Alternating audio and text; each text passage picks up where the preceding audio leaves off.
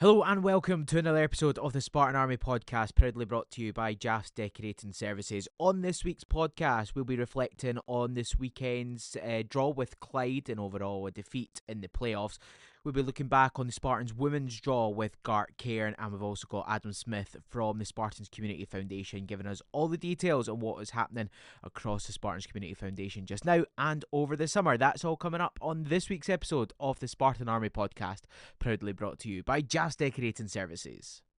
Let's start off with the Spartans under-20s then, and the curtain came down on their season on Friday night with a 4-3 victory over Caledonian Braves. Bruno Pilch bragging a brace with Niall McFadden and Oscar Fitzsimmons getting on the score sheet as well. Spartans finished third in what has been a transitional year with a great young team. Let's have a little look at the stats for the Spartans under-20s this season. As mentioned, a third place finish, 84 goals scored for Spartans.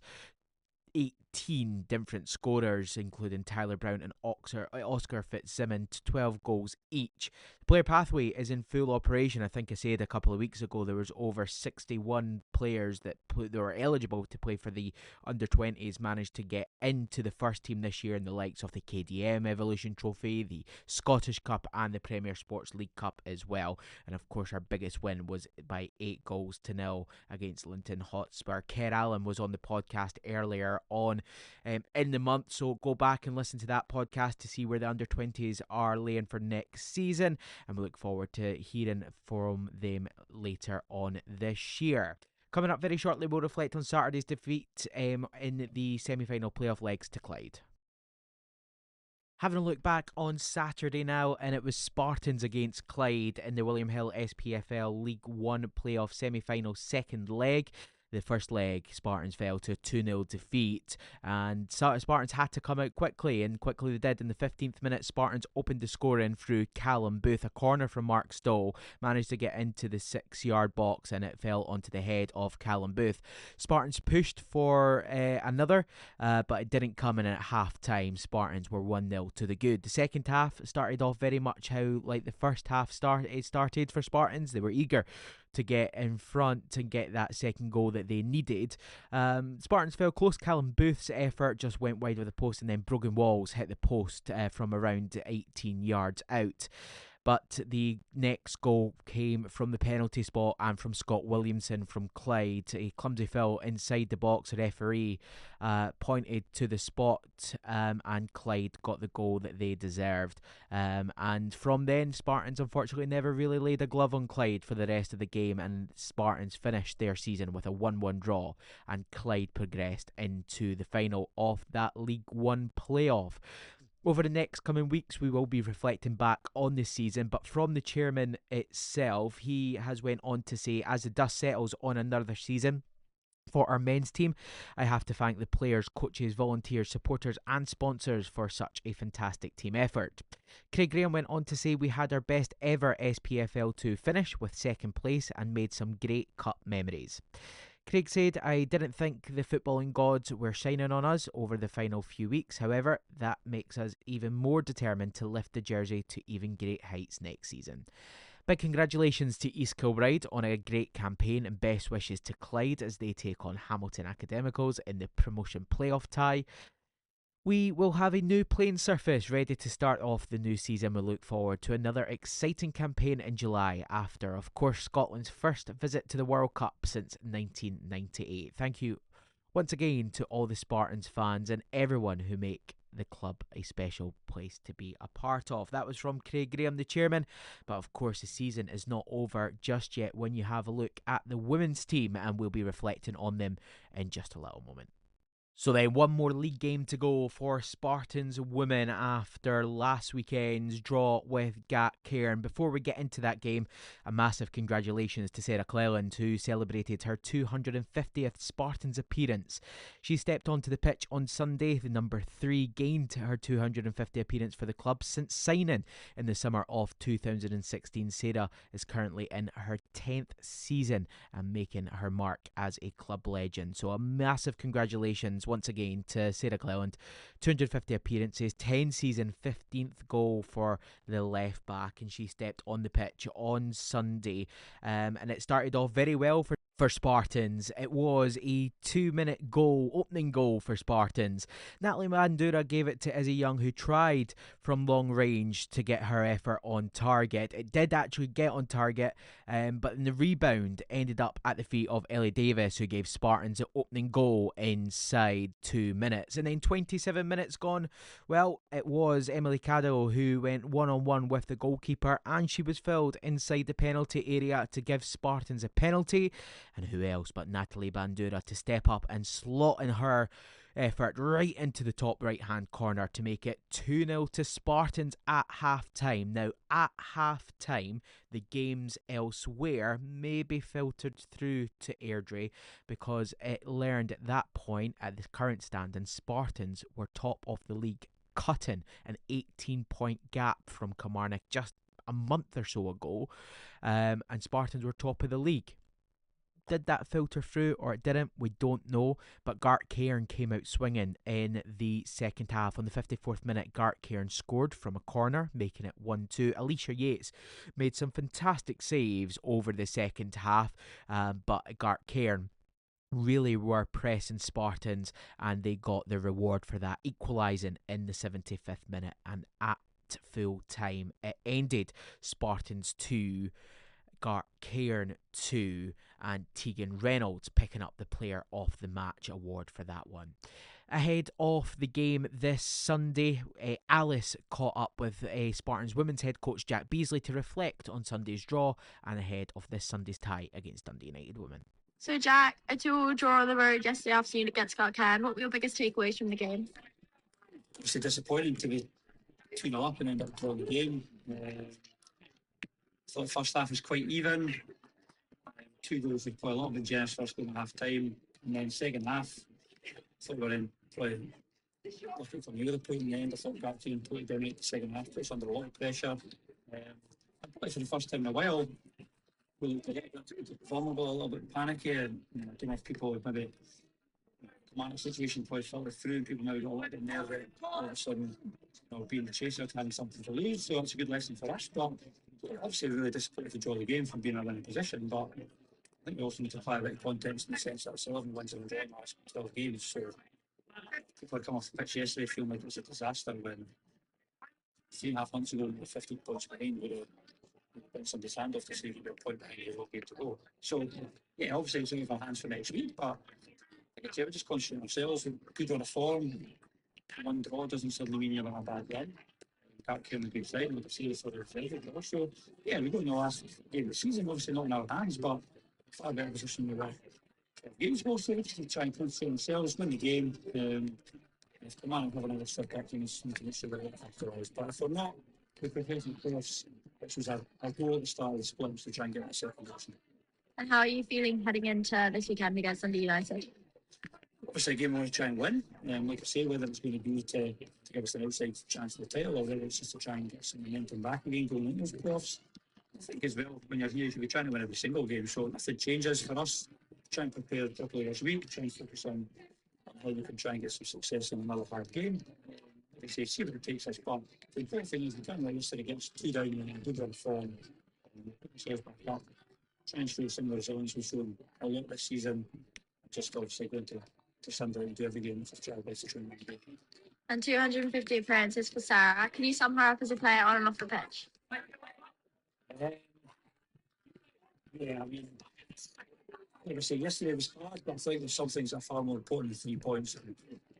250 is a lot of games, but I think Sarah's far more than that to this club in terms of, obviously, an outstanding player, has been a very good player for us for a long time, but even just as a person, she's been amazing for me since I came in. I think, I'm sure anyone's played well, they've said that Sarah's very good at team. She's a good character, she's very honest. She tells people and herself, and she doesn't think things are good enough. But equally, she's the first person to congratulate somebody for doing something well. So, yeah, a very good milestone for her. I'm pretty sure she's not massively bothered. I think it'd be more important for her to have a good end of the season, but a phenomenal servant for the club. So massive game this Sunday at the Vanlock Community Stadium. Spartans Women's taking on Dundee United Women. It is a 4 o'clock kickoff, later than usual. So 4 o'clock at the Vanlock Community Stadium for the last league game of the season. Kilmarnock play Queen's Park at Queen's Park. And Spartan fans, you can get down. Remember, your season ticket gets you into that one. If not, season tickets, or I should say tickets, are now available on the Fan Base app. With one game to go, our women's team have earned 2.30 points per game, the most since they achieved 2.55 in their league debut in 2008-2009. So points per game, 2.30 this season, a tremendous achievement from Jack Beasley's team, and not to mention the 0.33 goals conceded per game in the league. It's an exceptional stat.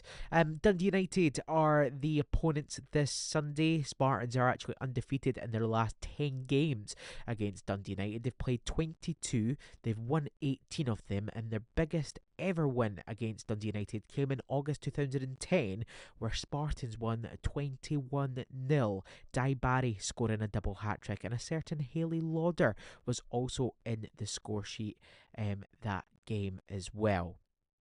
So Spartans against Dundee United, they've got 56 league goals this morning. It's the most that they've scored in a season since 2014, when they scored 60. Can they go 4 better, or should I say 5 better? You can find out this coming Sunday at the Vanlock Community Stadium. Also, just to make you aware, for next season there is fantastic sponsorship opportunities available. Contact Graham Carbis, our head of commercial, with all the details. He will give you all the details. For him are on our website. Spartans taking on Dundee United Women. We look forward to seeing you there.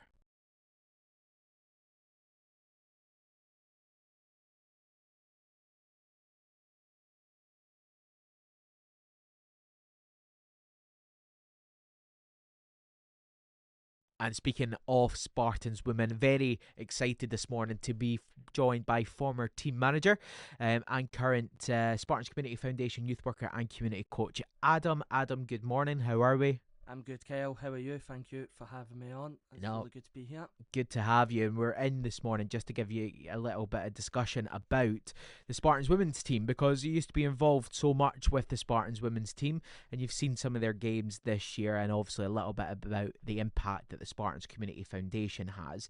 What I want to touch on very quickly, though, is someone that you actually work closely with in the foundation and have worked closely with for the past few years, and that's Robin McCafferty. A massive congratulations to Robin McCafferty. She is April's SWPL Player of the Month for League 2. You know Robin well, great player. Yeah, definitely, mate. I remember when she first came in, I think she was 15, just turned 16 at the point. I just remember her first day coming in and first few training sessions, and I think everyone just looked at her and went, there's a really big potential there in her, really big potential. And I knew from the first few games which she played, I knew she was going to be future captain of the club if she stayed. And ever since, she just came on absolute leaps and bounds at the football club, and what she's done for the football club is absolutely amazing. She still continues to be that role model for a lot of young girls within the football academy as well. And now at the age of 21 or 22, I think she is, she's captain, she's won Player of the Month, and she'll hopefully have a promotion on her card as well, which is really, really big, and it's really good for a girl at such a young age. But it's nothing more than she deserves. She's always gave 110% to the football club, without a doubt. She's always been there doing the extra work and stuff like that. So big congrats to you, Robin. It's very much well deserved. So a big, massive, once again, a massive congratulations to Robin McCafferty in winning the SWPL League 2 Player of the Month award. Adam, a lot of people know you from the foundation, probably because they'll probably hear you before you see you with that laugh of yours. But you actually done a lot more than that, starting off with the Spartans Women team. What exactly did you do, and how did you get into that? Oh, it's really funny. I was telling this story at our team away day last winter, and I was saying how I actually got into it because one day I had woken up and I had an Instagram DM of Debbie. And I knew at the point she was the business manager, and also knew she was the women's team manager, but I just thought, maybe she's asking me if I can help out with setting maybe the short staff up, because I was volunteering at that time. And she just asked me to come along and record a game because they didn't have anyone to do it. And I went, oh, Debbie, I'm really sorry. This was 1:30. I went, Debbie, it's 1:30. I've missed the text. I was like, I don't mind helping out at future times. So then she got me in the week after. I think they were playing a Norwegian team. I can always remember because they had all the sponsorships in front of the top. There was loads. And I went in and recorded the game. And I just really enjoyed it. She got me in at 11:30. I thought she was getting me at 11:30 for a 12 o'clock kickoff. She actually got me in at 11:30 when I was in the changing room. She introduced me in that, and I just went, well, maybe I think that's me involved now. I don't think I've got much of a choice. And then ever since then, I just stayed in it. So I spent the first few seasons recording the games and stuff like that, just helping around at training and stuff like that, joining in if numbers were low. And then I was team manager, so I was in charge of all the kit and just making sure all the players and staff had everything that they needed before training and after training and just before match days and stuff, just for the best preparation for them. And I just stuck at it for 6 years. So it all started from an Instagram text, and I just stuck at it for 6 years. And as I said, it was unbelievable, such a good opportunity for myself. I learnt so much. It helped me grow, and it also gave me really good opportunities to progress myself, and helps now with the work I do now, and also for other stuff. If I want to do other stuff in the future, it sets me up really, really well. Definitely, we'll come on to the work that you do in just a little moment.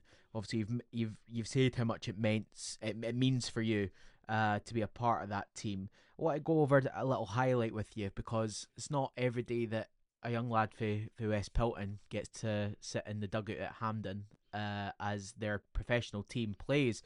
How was that for you? Oh, it was amazing. It was actually, I never cried, but it was pretty emotional, especially being a young lad from Pilton and everything like that, having the chance to be with my team who I've been at and I've volunteered at and stuff like that at Hampden. It was absolutely unbelievable. But I always remember I was pretty hungover for the game, which probably was never a good start at all. So I was at my dad's stag do on the Friday, Saturday, so I came up from Newcastle on the Saturday night to make sure I was in my bed for the Sunday and I could get a bit of sleep and head through. And I actually nearly missed my train stop. It nearly ended up in Dundee. Lucky enough, I somehow magically woke up when we were at Edinburgh Waverley Station. Got up, got off, home. And I just remember the day I woke up. I didn't really sleep much that Saturday night. I think it was quite a lot of excitement for the Sunday. I just remember the Sunday going to Spartans, putting all the kit in Debbie's car. Me and Debbie went through pretty early to set the change room stuff up, and it never really hit me. We were playing at Hampden until I arrived at Hampden, and I walked out the change room. And the service you get there was unbelievable. I always said that, like, you could ask for anything at Hampden, and I went in, I could always remember there was the 3 lawn sausage rolls, and there was a bacon one as well at the side, and I thought, this is absolutely unbelievable. I didn't get this service when I went to Spartans. This is great. I can always just remember walking out, and I just looked. And I always been at Hampden as a fan in the stand, but walking out that tunnel area, and then you're just looking over and you see the stands and the goals and how big it actually is, and that's what really hit me, and I was like, this is why you sort of do this stuff. Like, it's amazing. Like, you don't really get these opportunities elsewhere, and that's where it really hit me. And I was just like, this is great. And then obviously a bit unlucky with the result and stuff like that, but I don't think it takes anything away from the opportunity that I got, an opportunity a lot of the other players and stuff got, and coaching staff got, to experience that match at Hampden. Obviously, that's a magical moment. Is there anything else that sticks out at your time when you're at Spartans Women? Your favourite memory in general? Oh, I knew this would have came up. I think actually Debbie was on, when Debbie was on this podcast, I think she said the exact same one as me. The one what mainly sticks out is that Celtic game where they went 1-0 up, they got a player sent off, and we just probed and probed and probed for the whole second half, and we were just thinking, oh, this is never going to come. Never going to come. And I can always remember Tegan got the ball and played it out, and I think it ended up at Rosie McQuillan's feet, and she drilled it across the box. And I just thought, oh, no one's going to get on it. And Mason, never seen Mason move that fast. Back post run, get herself. and she taps it in. I can always just remember the celebrations after that goal was absolutely unbelievable. And I've never felt something like that at a football game, even supporting Hibs and supporting Spartans stuff. I don't actually think I celebrated a goal just as much as that. So that was unbelievable. And then obviously the penalty shootout, that was another absolute memory. I had like Robin scoring the winning goal, Rachel Harrison being the hero and stuff like that. That was unbelievable.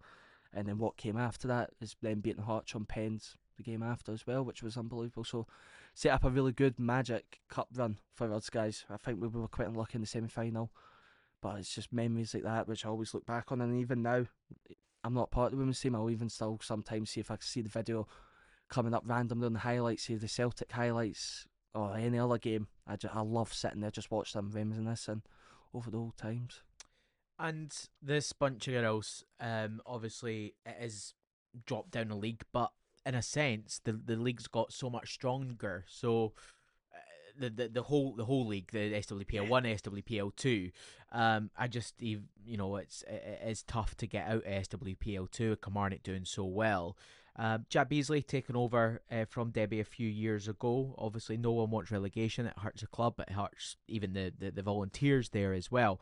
So they've done so well to bounce back this year, haven't they? Yeah, definitely, mate. I think so as well. I think whenever a team gets relegated, no matter who you are, I think it hurt pretty hard because there was quite a lot of players at Spartans at that time who have been there for years and never really had that threatened of relegation at all, really. It wasn't really a big threat. But obviously with the league transitioning from the 12 to the 10 and 3 teams going down and stuff, I didn't think that was fair at all, whatever, but we won't get into that on the podcast. Everyone wants to chat to me about that, I'm at Spartans. But yeah, so the 3 teams going down, which I thought was very harsh. It did create an opportunity where Spartans probably knew they were going to be in that, because outside your top 5, really, your full-time teams, it's always going to be pretty tight after that. So it's just about picking up the points and stuff. I think they were very unlucky with some results at the start of the season, where they might have not picked up points where they wanted to, and then later on in the season and split. The form was absolutely unbelievable, but I think they got very unlucky that Montrose as well had absolutely unbelievable form as well. And then obviously playing SWPL 2 this year, it's probably not what they wanted, but they've done very well. Like, bouncing back is probably the hardest thing, because sometimes when you get relegated, there's always that fear that you might just stay in there. You might lose quite a lot of players that you did, and players might not be as attracted, but Jack's done really well with his recruitment and stuff like that. The players seem to have a really good bond with each other. I've seen them play. They play some really nice stuff at times. So I think it's just now that getting that over this line, hopefully this Sunday, the league, and if not, by the playoffs via Queen's Park or Muir, and then hopefully Aberdeen. Fingers crossed. That's it. So a massive game to come this Sunday at the Vanlock Community Stadium. It's a 4 o'clock kickoff. Remember, Spartan season ticket holders, you do get in with your season ticket for that one. Make sure you come down and cheer on the girls. So Adam, a lot of the match day team and the supporters will know you probably from behind the bar, because on match day you serve, you do a lot of other things, and that's a personal one, Kyle. I was meaning on a joke wise. I'm sure all our supporters can agree when they come in, they get a good joke for Adam. But you do actually so much more when it comes to the Spartans Community Foundation. What is it that you do with the foundation? Yeah, so my job title is Youth Work and Community Coach, and I do that as part of the Extra Time Project, which is another entity at Spartans. So we're a part of the Spartans Community Foundation family as well, and then we deliver a range of different after school clubs, breakfast clubs, lunch clubs in 5 different schools in the local area, so we do one each day. And then we also support 2 of the school teams, which is Granton and Purnley Hall. Our work is all based around a young person led approach, so everything that the young people want or like, we try and take in, and we try and use that to then plan our sessions and stuff like that. We do that by feedback sheets and stuff, and just speaking at the young people. We do this by reflecting off the interests and for the voices of the young people, so we just get what they say and use that. And the main thing for us and what we try and do is we try and just provide these young people with opportunities to develop new skills, build confidence, access experience which they might not have the opportunity to do outside of Spartans, and just supporting them with day-to-day relationships and stuff like that. Try to build the connections so that we can make sure that these young people are best set for whenever they're not a part of the Spartans family anymore, or they're not involved in the Spartans family anymore, shall I say, because once you're in it, you're always part of it. And just making sure that they're set up the best they can, so that when they are not involved as much with the Spartans family, we can just get them set up perfectly with new connections and new interests. The Spartans Community Foundation obviously does some fantastic work in the area of North Edinburgh and beyond as well. We both grew up in North Edinburgh, and without Spartans we wouldn't be here today. I'm sure that you can agree with that one. Yeah, it's such a massive part of our lives and everybody's lives across North Edinburgh. I think when we were growing up, Adam, it was maybe 4 youth workers, a couple of community coaches, Debbie, Doogie, and you had Micto shouting at us if we didn't have our boots on. But now there's over 80 staff. Is it? It's amazing, mate. It's genuinely unbelievable how much it's grown, even from when I was, like you said, when I was there as a young person, there was nowhere near this much amount of staff. And then even when I started volunteering at 15, I was helping out with the youth work. I was trying to help out with routine stuff so I could maybe get a wee pathway for myself. And when I started to help out with routine, it was still full staff. And you went over the road, there was no health and well-being, there wasn't this extra time project and stuff like that. And it's unbelievable just to see how much Spartans Community Foundation has grown overall. And like as you said, I think people always talk about how much a big of an impact it's had on people's life and stuff, but I think people understand it, but I actually don't think you understand it as much until you're actually involved in it, and how much it does really impact your life positively. Like the things I wasn't the best behaved in school and stuff like that, but having Spartans there and youth workers and stuff like that, it really provided me with the confidence that, you know, something school might not be for me. And then I ended up doing college and stuff. I don't think that would have at all been possible without the support of Spartans Community Foundation. And obviously, with your job at the Spartans Community Foundation, you were really fortunate enough to take some of the young team up to Dundee United and Tannadice earlier on this season to see the Spartans men's team as well. Obviously, growing up, we used to go to Scotland games, and now that the Spartans men's team are doing so well, that must encourage the young people that you're working with to go support Spartans as well. Yeah, definitely, mate. A lot of the young people who attend the games now are still talking about the highlight of the weekend being up at Spartans and watching the men's team play and stuff. I think there's a really good connection between the foundation and the football club just now, where if we've needed any favours, we had Kev Ward down supporting a project thing we were doing, a boys festival and stuff like that. So there's a really good connection between the two, and the young people absolutely love it. We try and encourage as many young people as we can that if they're not doing anything on that Saturday, if they're not supporting Hibs or Hearts, support Spartans, support your local, get involved here. So we try to give out season tickets and stuff to that to local people in the local schools and stuff like that. So it's really big for us personally at the foundation, having our young kids in Spartans, but I also think it's really good for the football club as well, because then it gives them a good support, a good baseline, so that when these kids are getting older, hopefully they've attached to Spartans as much as other people are, and then go from there, hopefully get a wee ultras group or matchday club ultras group set up and stuff like that, which we can then support and get the kids in a safe space where we know that we can supervise and get chants and stuff going like that. But like you said about the Dundee United trip, mate, it's just like we always say about these making magic memories. It's just kids will never forget opportunities like that to go to Grims and stuff like that, which they might not get to see on a day-to-day basis or at any time. Really, they might not be able to get the chance to go to Dundee United or stuff. So us providing them with that opportunity is creating these magic memories for these kids, which I know for a fact stays with them for a long, long time. Definitely, Lucy's doing a fantastic job along with the other members of the youth work team that are working with the Matchday Club. Came on arms and legs since they started earlier on this year, so a big well done to them, and it does make a massive difference to the lads on the pitch as well. For match days, Adam, what I want to finish on, your best away day with the club. Is it Albion? Is it Brecon? Is it Dundee United? If I got the best away day I can probably remember most of, I'll have to go for Albion real fast. However, I will give Brecon City the best away day, and the only reason I can put that as my greatest away day is because my dad and my brother, who did not have any real... My brother had an affiliation with the foundation and stuff. My dad didn't have really any affiliation with the foundation or the football club. I phoned him the week before and I was like, listen, Spartans are in this playoff, like, we're up in Brecon and that. What's your thoughts? He went, right, put the Spartans v Brecon. And I was like, I know. But it's no just all about the football, so I can always remember we went up and I'd always said about that, can't remember much of the game or getting ourselves home after, but I'd probably put that as my best way day just for there's a video after the penalty shootout and the gate getting opened and the kids running on the park and that, and it was actually just really good to see how much it meant to everyone. And then the Albion Rovers game, obviously, there's that really good photo of Naomi in tears and stuff. It just shows how much actually means to so many different people within North Edinburgh.